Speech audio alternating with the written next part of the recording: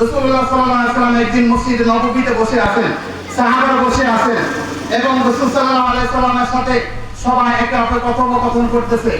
ইতিমধ্যে একজন গ্রাম্য মানুষ ওই মজলিসে প্রবেশ করলো। প্রবেশ করে রাসূলের সামনে এসে বললেন, ইয়া রাসূলুল্লাহ হাবিবাল্লাহ, কিয়ামত কবে হবে?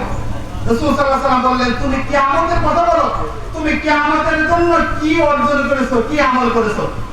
ওই গ্রাম্য সাধারণ ব্যক্তি বললেন, আমি তেমন কোনো আমল করতে পারি না, আমি অভাবী, আমার সংসারে অনেক প্রয়োজন, আমি তেমন কিছু কাজ করতে পারি না, আমল করতে পারি না।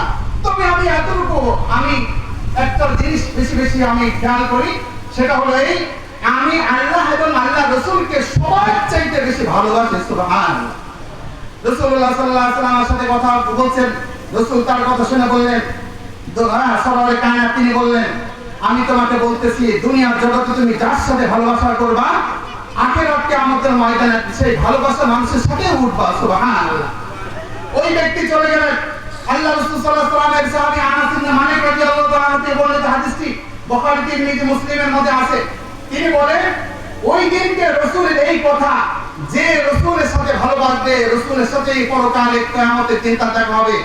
সাহাবারা যুদ্ধ করেছেন, দাওয়াত দিয়েছেন, তালিম করেছেন, তাজকিয়া করেছেন, কিন্তু সাহাবারা রাসূলের এই কথাতে এত খুশি হয়েছে, এত খুশি হয়েছে, ওই দিনকের মতো এত খুশি কোনদিন হয়নি। সুবহানাল্লাহ। সুতরাং রাসূল চলে গেছেন, রাসূল আবার আসবে, এটা আমরা তো কখনোই বিশ্বাস করি না, আমাদের ঈমানি ব্যাপার। কিন্তু রাসূলের নায়েবে রাসূল থাকবেন, দ্বীনি প্রতিষ্ঠান থাকবে। আমরা যদি নায়েবে রাসূলদের সাথে সম্পর্ক করি, আলেমদের সাথে সম্পর্ক করি এবং মাদ্রাসার সাথে সম্পর্ক করি, রাসূলের ঘরের সাথে আমাদের সম্পর্ক হয়, আল্লাহ রাসূল পরকালে আমাদেরকে ফেলবে না।